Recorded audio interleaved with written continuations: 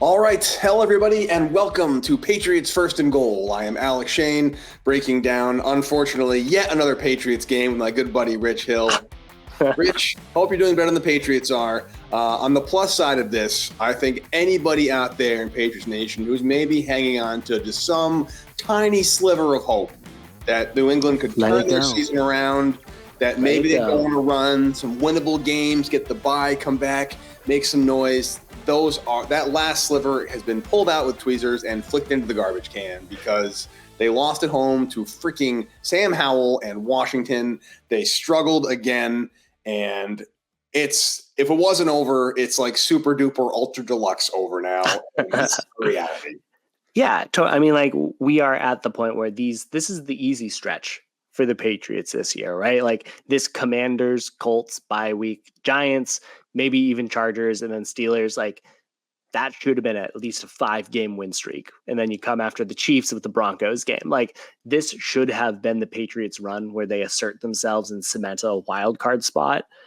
But when they put up 3 points against the Cowboys, when they got shut out against the Saints, that was it.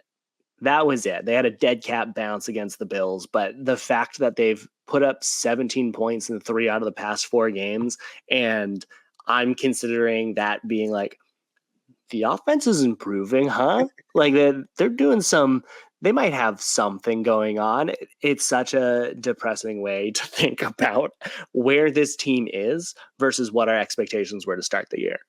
And the only way they score those points is off of turnovers or short fields or busted plays. That's pretty much how they can rely on points. They get a short field on a turnover and they hit somebody in the end zone, or they'll like Ramondre Stevenson breaks one for 64 yards because somebody missed the coverage tackle, and they get shut out in the second half and they lose the game on a turnover, and it's wash, rinse, repeat. The plus side, Rich, I think I can't do it personally. I cannot embrace tanking. I just don't think it's in me to root for the tank. I get it. If you are, I don't judge. There's nothing wrong with it. I'm kind of going down with this ship. But I have flipped the switch, and then I can now kind of appreciate the complete comedy of errors that is the New England Patriots in 2023. So I thought for our first down, rather than break the game down, because there's nothing to break down, they scored some points. Sam Howell ran for 24 yards on 3rd and 23. I don't want to relive all this stuff. I'm going to go through a couple of moments that I kind of found laugh out loud funny, and maybe you can give your reaction and rank them as to how they relate to your experience in this season so far. Let's do it. All right. How about 6 targets for Jalen Reagor, including 2 deep shots for a guy who's a practice squad call-up and has never once in his life been a deep threat? How do you feel about that one? Love it. Love it. I mean, he was doing his very best Devontae Parker impression, and he just nailed the role. So if you look at this whole year, there's no better tribute to Devontae Parker than 1 catch for 11 yards on 6 targets, other than maybe Tyquan Thornton's 1 catch for 7 yards on 4 targets. The fact that those are your 2 X receivers when you have Kayshon Boutte, who was, 0 for 4 on his very first game and hasn't seen daylight since then. The fact that those are the players that the Patriots are trotting out as their X receivers while Parker is dealing with injury, chef's kiss. They are all playing the exact same role, identically. All right, so you're a fan of that one. How about 0 targets for Mike Gesicki, only 2 attempts thrown his way for the big tight end wide receiver hybrid opposition against the Commanders, excuse me. Yeah, no, I raised that. Jonnu Smith going for 100 yards for the Falcons this week. There's no greater indictment of the Patriots coaching staff than Gesicki being an absolute ghost for the Patriots, just following in the footsteps of Jonnu Smith being an absolute ghost and being unplayable for the Patriots, air quotes, unplayable. The coaches couldn't figure out how to use him. And then you see him go to the Atlanta Falcons and he has a 100-yard day and a score. Like, get out of here. So, no, perfect. Absolutely perfect that Gesicki got nothing. Oh, you're loving this so far. All right. How about this one? A Ramondre Stevenson streaking wide open on a wheel route. Mac Jones feels no pressure, throws off his back foot, complete floater, gets broken up to kill a drive. How do you feel about that one? I feel pretty good about that one. Okay. I feel pretty good. I mean, I think we talked about this earlier in the year. Mac Jones is broken. He has no technique. He is not recovering from all of these mishaps. And we've seen enough Jets quarterbacks over the years to know what a quarterback who can't come back looks like. We're already starting to see some of the scuttle in the New England media around just like the coaches just being like, this is the disastrous quarterback. That's not who we were looking for. We were expecting to have a quarterback who could make consistent, smart plays. We're not looking for someone who has a cannon. We're not looking for someone who can, win with their athleticism. We're looking for someone who can consistently make the right play, and we can win within that system. And Mac Jones is good for about 5 miscues that end the game. Sometimes other teams capitalize on them. Sometimes they don't. But his ability to throw off of his back foot when he has no need to happens multiple times a day. So why shouldn't it happen this week? Love it, Rich. You are on fire right now. How about a sweet Demario Douglas punt return called back due to offsides and special teams, giving Washington a whole new set of downs? Yeah. Weren't there like 3 special team penalties in a row to close out? It ended with Brendan Schooler screaming at the rest on the sideline. A nice disciplined football we saw there. Unreal. Yeah. No, I mean, the fact that the special teams unit has been so bad. I mean, worst of Belichick era last year, Cam McCord can't make it through this season. Like, Joe Judge will be running that unit next year without any question. It's just shocking. It is shocking to me, and this is not even going into the funny parts of it. It is shocking to me that the Patriots spent 20 years building an entire reputation under Bill Belichick of playing disciplined football, of playing smart football, of not beating yourselves with those pre-snap penalties, of not beating yourself with turnovers. And they are checking every single box in the opposite direction for both this year and the past couple of years. And it's just shocking that it's not like Belichick has changed his focus as to what is important to win football. It's the hidden yards. You're supposed to flip fields during special teams and put your offense in a little bit of a better position or your defense in a more favorable position. And to give up free yards is just egregious and goes against everything that Bill Belichick has ever stood for as a head coach. And so it's not that he's not teaching those things. It's that the players likely aren't receiving it and they're just not playing to that caliber. And like part of it, that's on the front office for assembling this team for not being able to produce to the caliber that is necessary. But also it's on the players themselves too, because all of those tenets of what is winning football haven't changed. Speaking of on the players, how about the end of the game? A crosser route to Juju Smith-Schuster right off the hands, picked off, gosh. Game over. How do you feel about that one? I don't know. Could you have scripted that any more perfectly? Like, this is an offensive unit that is just no legs whatsoever. That Juju Smith-Schuster had his breakout day for 6 catches and 51 yards. That's including that interception at the end. It's just so sad. It's like there's no better way to end a loss against the Commanders than that play. That just going to Smith-Schuster ended up being intercepted. Like, when you're obviously not in field goal range yet, but you're close. Like, it's a coin flip at this point to be a 58-yarder. So like obviously not an easy one, but you get less than 10 yards. You're in potential field goal range. Like, you are in game time field position. And that was on 2nd and 8. There's no better note to end this game than losing to one of the worst teams in the league who had given up. Remember this, the Commanders traded away their top 2 defensive players before the trade deadline, and they gave up, and the Patriots couldn't beat them while at home. So absolutely, they deserve to lose in that fashion. They couldn't beat them while at home without those 2 pass rushers, with one of the worst calls I've ever seen on against or for Mac Jones, that roughing the passer call. Right. Unbelievable that happened. It kept the drive going. The only real points they scored came on a Ramondre Stevenson run, which is a good run. No credit's due. And then a great fumble that led to a beautiful complimentary football touchdown to Hunter Henry. But those are really the only 2 plays or drives of note in the entire game. And I think we talked about it last week, Rich. This is a classic scenario. If this was, say, Patriots Colts circa 2007, 2014, they're down 14 to 20 to 14, or whatever the score is. The defense forces a punt.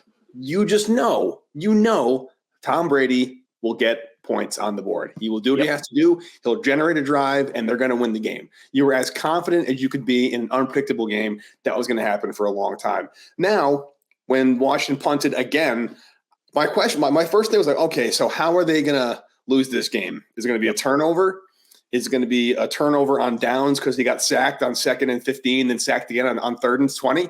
Or is it going to be like a ridiculous penalty that calls back a major play? Like the real mystery now is not if they're going to lose, it's what embarrassing way they're going to lose. And this week, I guess door number 3, it was an interception to end the game. And here we find ourselves 2-7, hands down the worst team in the AFC. Are they, Rich Hill, the worst team in the NFL or the teams in the NFC, even though they have fifth overall draft pick? There are guys ahead of them in the draft order. Are they the worst team in the league, in your opinion? I think there's 2 different ways to analyze it. One, are they the least talented team in the league right now? To that, I would say, no, maybe. I wouldn't say a confident yes. So that's one.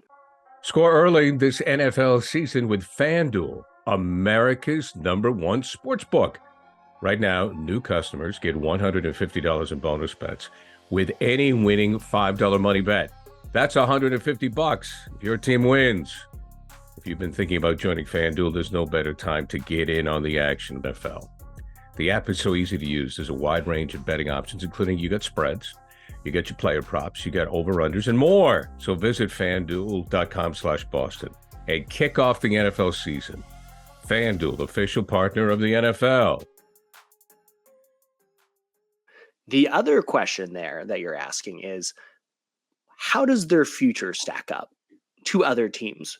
How many other teams would trade position to be where the Patriots are right now? At least the Panthers have Bryce Young, or at least they feel like they might have a player that can be a part of their future. Arizona Cardinals, they've been dealing with Kyler's injury. They've been playing well. They are in the same seat, roughly, that the Lions were when Dan Campbell took them over like a few years ago, where the players are playing hard and you can see it. You can see the pieces coming together a little bit. So maybe it's not this year, but like it's coming around the corner. The 2 other teams that I'd say probably on par with the Patriots, the Bears and the Giants. Those would be the 2 teams that I'd be like, I don't know necessarily if I would trade or if they'd be like willing to trade with the Patriots for it, but it's not a cut and dry thing. It's not something that I feel like they would say like, oh, without a doubt. At least the Bears, you look at their roster, DJ Moore, very, very good.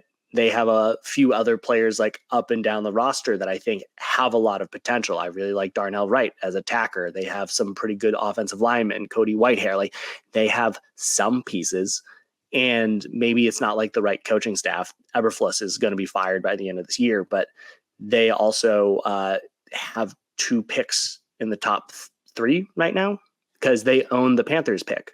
Vice versa. The Panthers have 2 picks in the top 3. So it's one where it's just like, I don't know necessarily how many teams the Patriots would want to trade with, but they're definitely a bottom 3 franchise right now.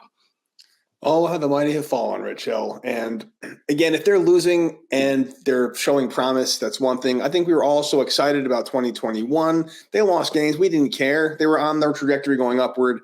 They were kind of stagnant in 2022, and they're just in a free fall in 2023.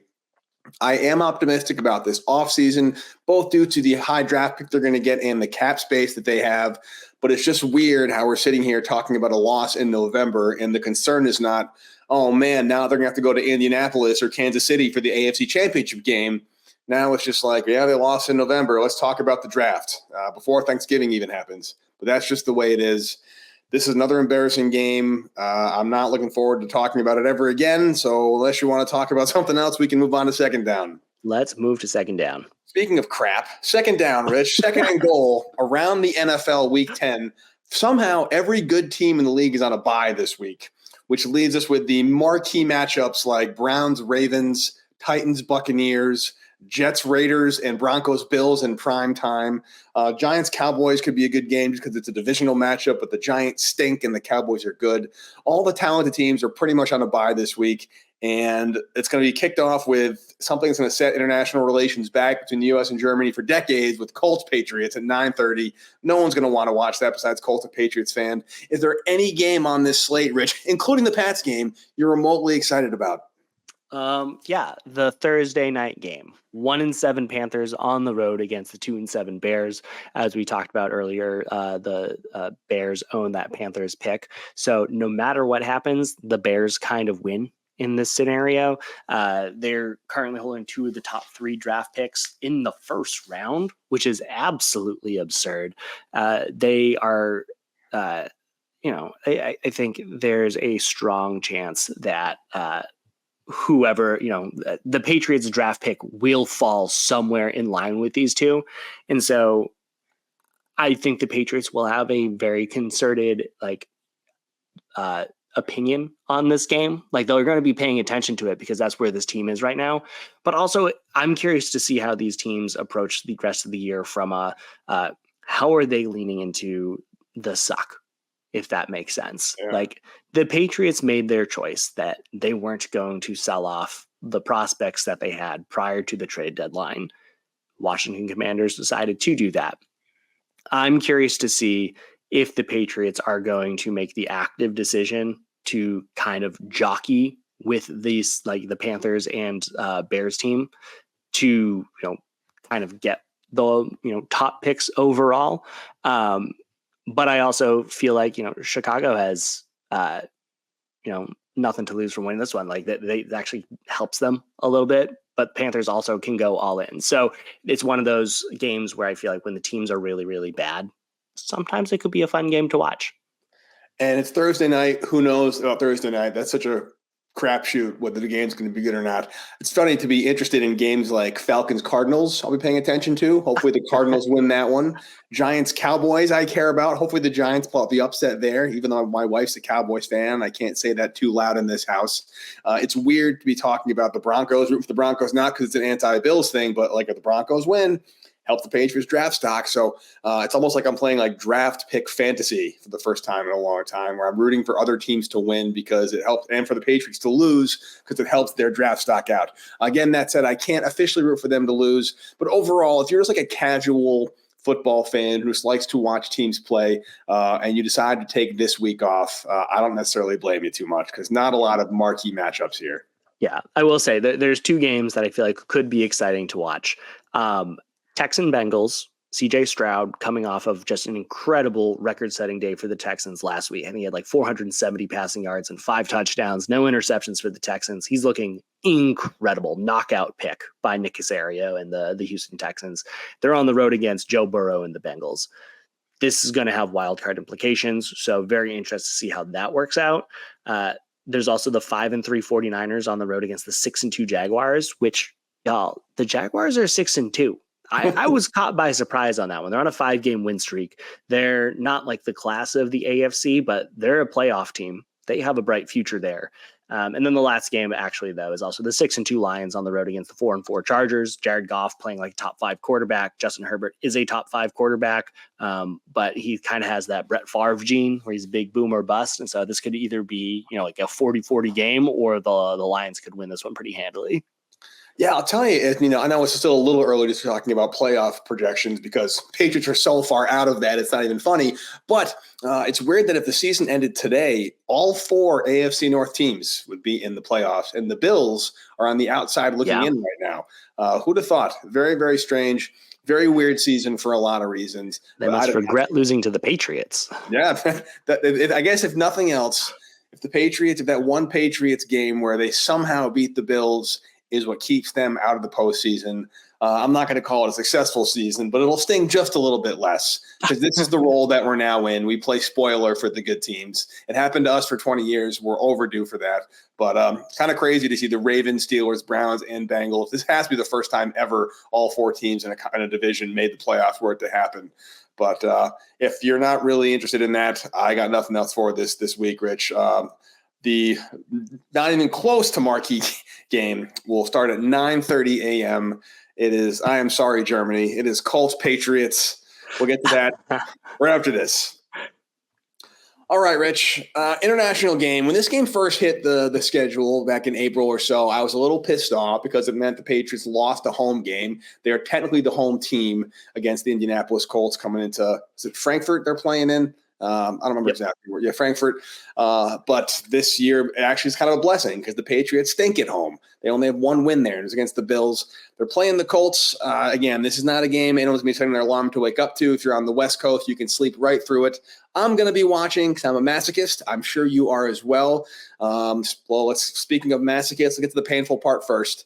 Let's talk about the Patriots offense against the Colts defense. I'm not going to ask you how you score points because they don't score points, but I'm going to ask you, how are you going to try and probably fail to score points if you're the Patriots going against the Colts defense? Yeah. I mean, is it that kind of sad thing where it's just like all the standard things are true? Like you just protect the football. This is a good Colts defense, by the way, as it relates to turnovers. They forced a turnover in every single game this year and multiple turnovers in 4 of them. So, they are licking their chops playing against this Patriots team.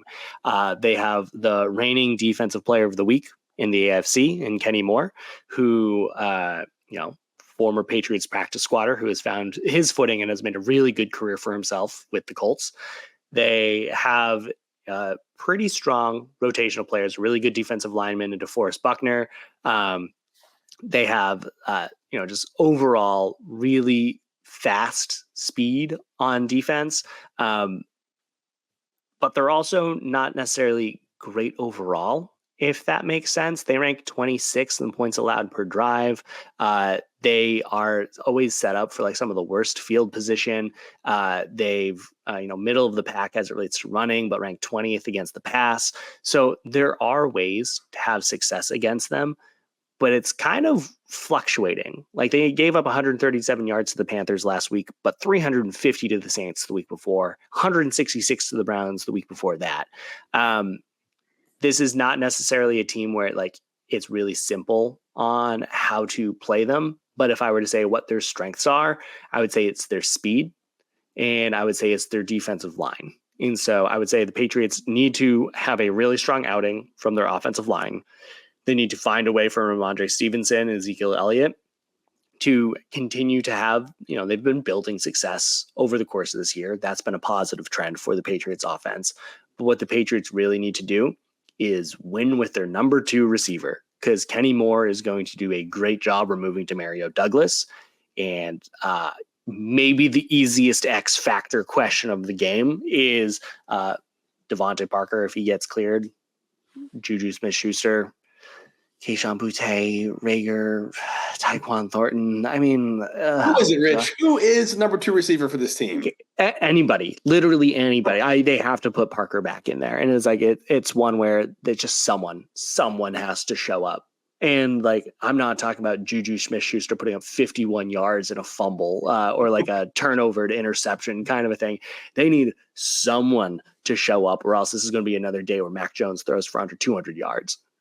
For those of you who are listening on the podcast version of this and not watching the video feed, smart move, A, and B, Rich gave that entire rant with one hand over his face like a palm. What's hell happening? How am I doing this? I'm hiding my tears. Yeah, it was basically, I could tell how much that pained you to have that little discussion with me. Yeah, I mean, I guess the X factor is somebody, and I think that's a reasonable X factor. Anybody. Yeah, I mean, again, Demario Douglas, good for him for becoming the number 1 receiver. He's not a number 1 receiver, nor should he be. I think he'd be a great number 2 in a system with like a decent outside threat, and he's on the way up. But yeah, I mean, he's the guy. It's not hard to shut him down right now. He's a rookie. He's still learning, and he's not going to have a productive day. I don't know who's going to be the second guy. It's not going to be Mike Gesicki. I don't know why he can't make anything done. Hunter Henry flashes. He might be worth a deep flex in fantasy leagues because he's going to be the main target for Mac Jones, I think. But my offensive X factor, it's going to be the end zone. Just like the actual end zone on the field. If they're able to get the ball across it a couple of times, I think that'll really help them score some points to harness my inner John Madden analyst. I just don't know who it's going to be. I actually figured this would be the kind of game where it would be so nice to have like a Shane Vereen or a James White or just like a pure receiving back. I think the Mondre experiment's kind of a failure in terms of a do-all back that can run the ball and catch the ball. He's a decent pass catcher, not a great one, but if they had like a pure third down back, they can motion him out against a linebacker and feast over the middle. That'd be great, but they don't have that. So I don't know what they're going to do. Maybe they'll do a lot of short, intermediate throws and Montgomery game. Maybe I've that ship has sailed, Rich Hill. I was very high on Ty Montgomery for a long time, but there's no way I can watch this season and still be like a Ty Montgomery guy. That just wouldn't make any sense. So I mean, one thing I'm genuinely curious to see what their offensive game plan is. I feel like it definitely is more of a passing game than a running game in terms of mismatches, but their strength is the running game. Maybe Zeke goes off. Maybe Zeke has like a outlet back, takes a screen to the house, something like that. Maybe they use a lot of motion to get the Colts off and utilize the play action more middle of the field. I don't know. Maybe Juju, he to his credit, he took a lot of accountability this week about his drops, that I have to make those catches. That's on me. Maybe he's trying to prove himself, but I just don't know exactly what's going to happen on Sunday morning. Yeah. I mean, so additional context, Gus Bradley is the defensive coordinator for the Colts. People should remember him. He was the former Seahawks defensive coordinator, running that cover 3 style defense that Tom Brady had a lot of success with over the years. So it's one that Patriots know how to do it. They know. And a lot of it is exactly what you said. Whoever the receiving back is, a lot of those angle routes coming out of the backfield. But what always carried the day, Julian Edelman in the slot. Having players that can run across the field. Could be Demario Douglas. It could very well be him as the solution, but that's where their strength with Kenny Moore as being a really strong slot receiver, a really good defensive back. That's where it becomes difficult. Patriots need to find a way to get Demario Douglas in isolation because he is their best receiver. He is their most capable receiver. He is the type of receiver that carves up these cover 3 defenses. But the Patriots can't treat him as a sacrificial lamb and just trot him out against Kenny Moore. They need to find ways for him to get open. What they did against the Bills with a lot of motion is what they have to do here, and find ways to just get him the ball in space, because otherwise they're just, Mac Jones isn't a good enough quarterback to dissect a defense in the way that we are used to watching as Patriots fans. Do you think this is the week, Rich Hill, that we see some Kayshon Boutte? There was a lot of calls for him last week and a lot of anger that he wasn't on the field. I personally don't see why everyone's so obsessed with it, but I get it. Why not give him a shot, see what they got in him? Yeah. You think that he makes the trip?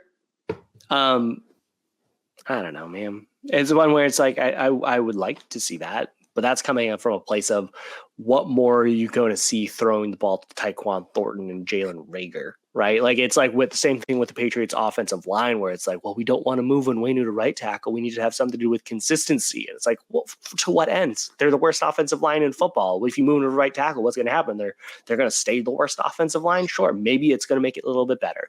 This is without a doubt the worst offensive receiving group in the entire NFL as it relates to their ability to create separation, as it relates to their ability to produce. So why keep trotting out these players that can't do anything? At this point, we're playing with lottery tickets. Let's see what's there. Let's see if Boutte has anything that he can bring to the table, because we have a track record. We have a track record with Reagor just from his previous stops. We have a track record with Tyquan Thornton. We have a track record right now with a little bit of a higher ceiling, but we know what Devontae Parker is. And it's just, let's just see what else is on the roster. Parker can stay active, but there's no value to having Thornton and Reagor out there. Are you officially out on Tyquan Thornton? Or are you still kind of clinging to some hope there? Zero hope. And I'm saying this as someone who wishes him nothing but the best, but I was opposed to that pick from day one. I know you were. The question was he's thin, and will his kind of inability to gain weight really cause him trouble in the NFL? But he never even saw the field. Which is interesting. Yeah. I feel like it's not really his fault of it, but he's never had any chance to develop or grow. He just can't see the field. And maybe that's because he's so thin and he got hurt a lot. I don't know what it was, but we can just add him to the ever-growing pile of just second-round busts that Bill Belichick has somehow. Again, I swear he made a deal with somebody, some devil or some Celtic god or something, that he will sacrifice a second-round player every year in exchange for success for the last 20, and now the Bill's finally coming. Yeah, and it's the fault that Barmore was a good pick. That broke the pact. That was. It's all Barmore's fault, which is good enough transition as any, Rich Hill.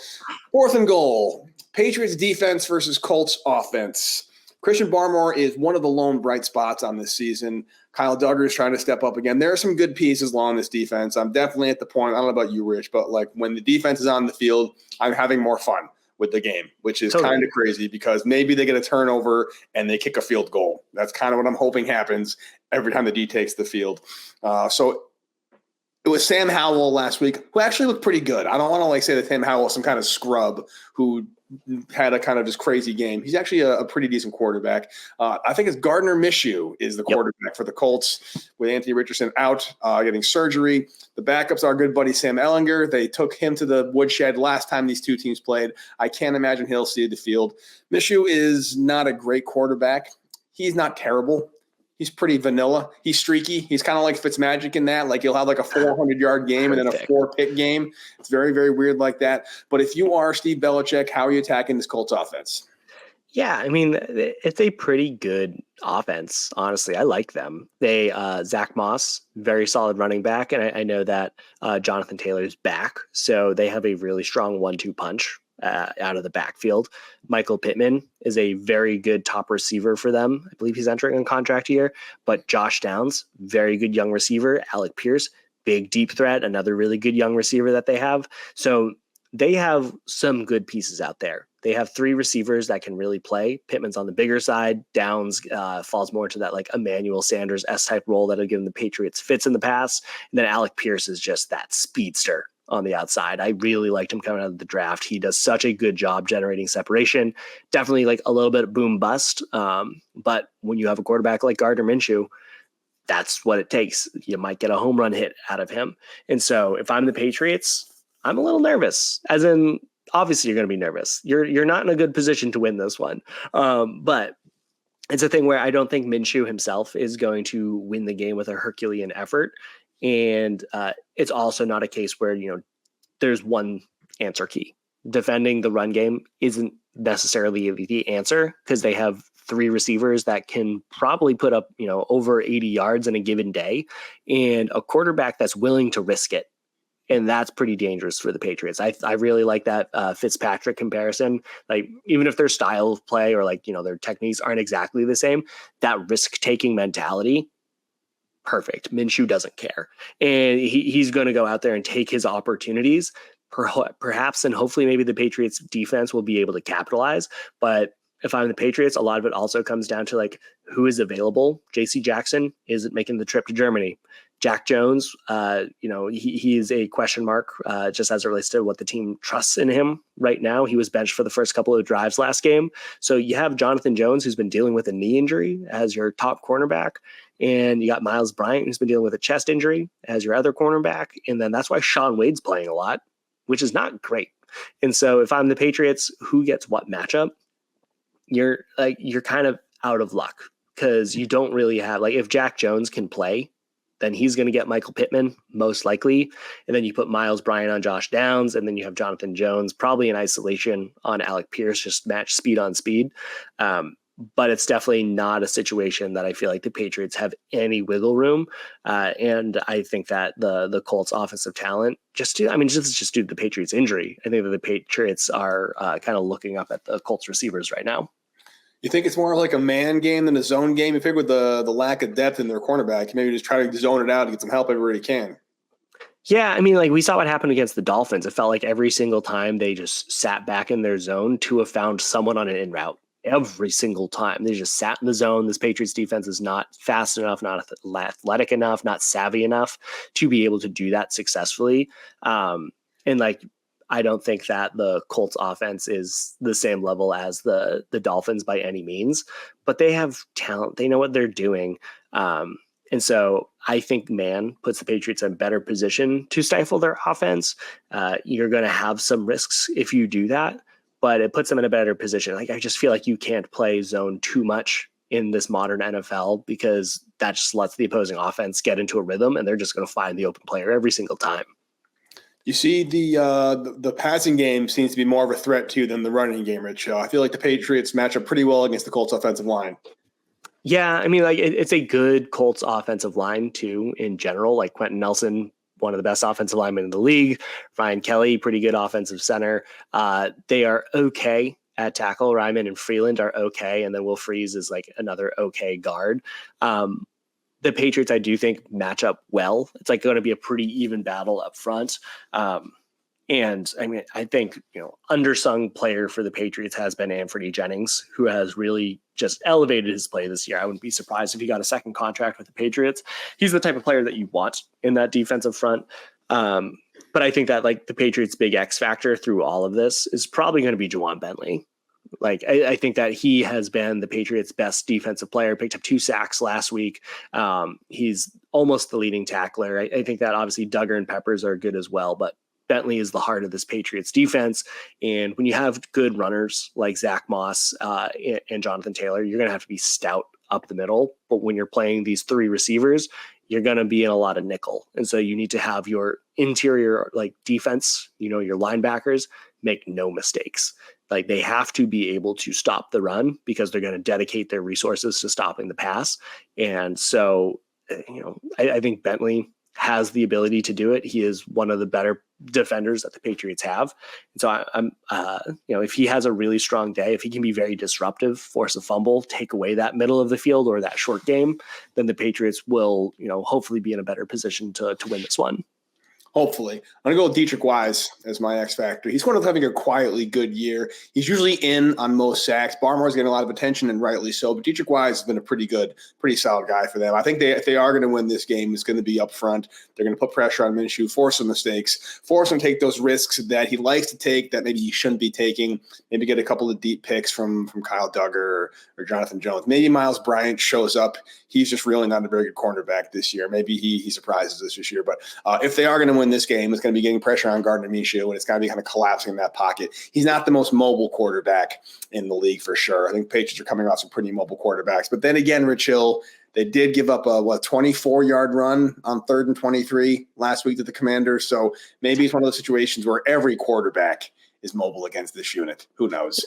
Yeah, no, it's true. And like the Patriots, I give their defense a lot more grace than the offense just because they've been dealing with so many injuries. Like this is like the not fun fact is that the Patriots leader in quarterback hits and sacks is still Matthew Judon, and he hasn't played in the past 5 weeks. Yikes. So like they just haven't been able to make up any of it. Like Juwan Bentley is their top quarterbacks hit of players that's active. Like no one on their defensive front, like no one on their defensive front. So they just are dealing with too many injuries. Losing Christian Gonzalez has really gutted that secondary. Losing Judon has gutted the defensive front. Like they have no leeway. That's the truth for most teams. If you lose your top 2 players, you're going to be in a bad spot, especially when they are such high leverage positions. It's one thing if you lose your best players and it's like a nose tackle and a safety when, they're important roles, don't get me wrong.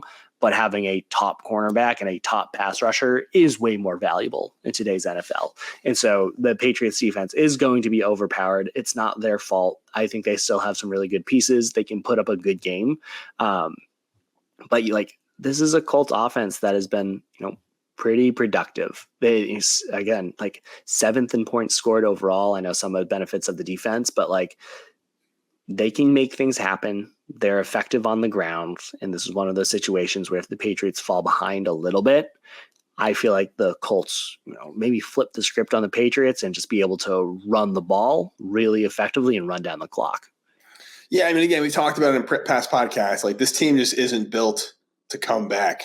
It's like, 3-0. Well, game's over, I guess. Like I feel like if they could take a 10-point lead and it's still not going to matter because I feel like these points are so hard to come by for this offense unless they somehow come up to like a commanding like 28-0 lead somehow off like 6 botched punts or whatever. They're just not going to be ever comfortable in their lead. And with a Colts team that can score points, not at will, but pretty consistently at the very least. They know how to play clock control offense. It could be a long day for an even longer flight back. To that end, Rich Hill, I think it's time for some predictions. Yep. Last week, let's see, I was stupid enough to think the Patriots would beat the Washington Commanders at home. What an idiot. You had the Commanders winning that one 17-13. Not that far off, Rich. So good work. Hammer is back on your side of the table. Patriots are technically, quote unquote, hosting the Colts at 9:30 a.m. over in Germany. Who do you got? Yeah, I'm going with the Colts on this one. I mentioned this last week that like we are watching the end of days for the Patriots right now. They just don't have the horses, and the Colts do. And I'm going to have the Colts winning this one something like 24-13. This Patriots offense, I just have no trust in, as you said, unless it's like a broken play, like the Pharaoh Brown touchdown against the Jets, or it's that 64-yard Ramondre Stevenson run. They're not scoring touchdowns on elongated drives, and they're only scoring if their defense gets them the ball in scoring position. Maybe they get a touchdown out of it. More often than not, they're getting the ball in field goal range and settling for a field goal. And so I don't see the Patriots being able to pull this one off. Like, this is not a great Colts defense. You know, they gave up 37 to the Jaguars, 39 to the Browns, 38 to the Saints in consecutive weeks before limiting the Panthers to 13. But we've seen the Patriots play really bad defenses. The Commanders ranked 31st on defense before the Patriots played them. The Raiders, Saints, they're both bottom units. And the Patriots couldn't score more than 17. So this is one of those games where I don't think the Patriots have it. I think that we're just watching the slow march towards the end of the season. And I just hope that all the players stay healthy. All right. Colts 24-13 for Rich Hill. I'll make it easy for next week. I will take the Patriots mainly because it's Germany. Those games are always kind of wonky. You never know what's going to happen. The Patriots have yet to register a special teams or defensive touchdown in 2023. They're going to get one. I'm going to call this week to be the one, either a punt return or a fumble recovery or a pick six. Something happens non-offensively to put points on the board, and that's going to be enough to get the Patriots over the Colts. We're going to have a bad day. They'll be jet lagged. It's 9:30 in the morning. Maybe there'll be more Patriots fans in the stands than Colts fans. I don't know what the makeup is for these Germany overseas games. If it's expats, if it's actual Germans, who knows? But maybe there's a home field advantage, and maybe Mac Jones has some German ancestry or something. I don't know what his lineage is. Maybe they'll bring Sebastian Vollmer out of retirement. He can translate. But I think the Patriots win this one in a squeaker on some special teams or defensive nonsense, 20-17. I mean, I'll take nonsense. I will not oppose nonsense. However, will you be upset if the Patriots win this game because it hurts their draft stock? I mean, it's weird, but kind of like it's one where it's like, I don't, if they win and it feels good, like it feels like, okay, like they are utilizing motion. Demario Douglas has himself a monster day. Ramondre Stevenson goes for 200 yards. Like if they do it in good fashion, then I'm cool with that.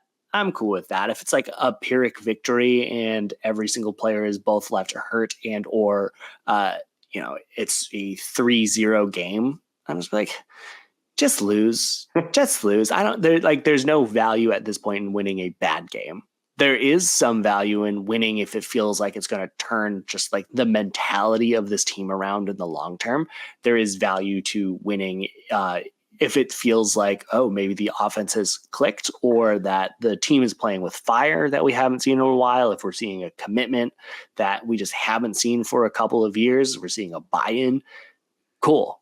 I'd be okay with that. I'm fine with winning for the culture and then maybe setting them up for more success next year.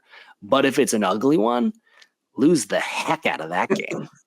Speaking of buying in, Rich Hill, the big win is the Patriots have a bye after this game. So no matter what happens, we get a week off from watching this. So I'm actually all in on these 9:30 games because it'd be nice to have the Patriots game over by like noon on Sunday so I can get on with my life. And the fact that I'll have from 12:30 p.m. until like 1 p.m. in 2 weeks to not think about this team for once. I'm kind of looking forward to that. Usually the bye week's like, oh, now they can get healthy, get some guys back, make the playoff push, kind of regroup a bit. Now it's just like, there's no way they can lose on a late turnover in week 11. And that's nice. Yeah, no, totally. And we have a lot to look forward to when they come back from the bye week. I'll have you know, they'll be on the road against the New York Giants, which as I said at the beginning of this podcast, probably the only other team that I would say the Patriots would be like, maybe we don't want to switch spots with them. Like it's going to be a battle of the two worst teams in the league from a long-term perspective.